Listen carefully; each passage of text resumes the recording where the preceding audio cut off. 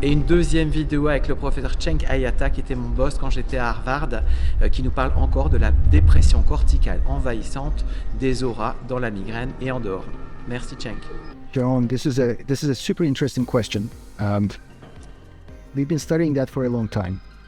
Aura is actually an electrical event that happens inside the brain tissue. When somebody is having a visual aura, it may be zigzag lines or flashing lights. What is happening is, on the other side of the brain, on the back side of the brain, inside the occipital cortex, there is an electrical phenomenon that takes place that slowly propagates in the tissue, and that's why the aura slowly moves in the visual field.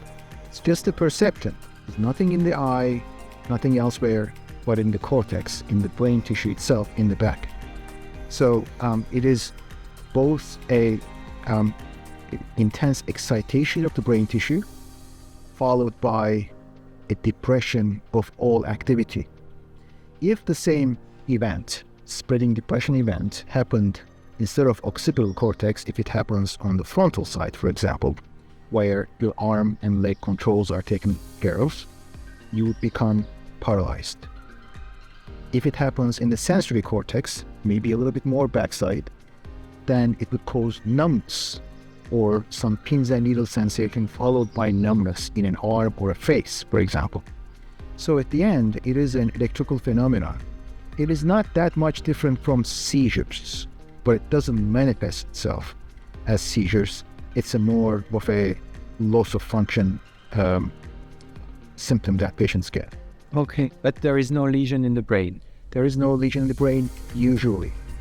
So there's a large number of patients with primary spreading depression that is essentially migraine with aura.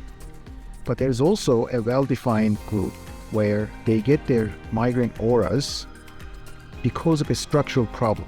So if you have migraine auras, it's always worth at the beginning to do a number of tests to make sure that you do not have any structural problem, either in a blood vessel or in the brain tissue itself. Once you eliminate that possibility, that's most likely to be a benign migraine with aura. Thank you. Thank you so much. Of course.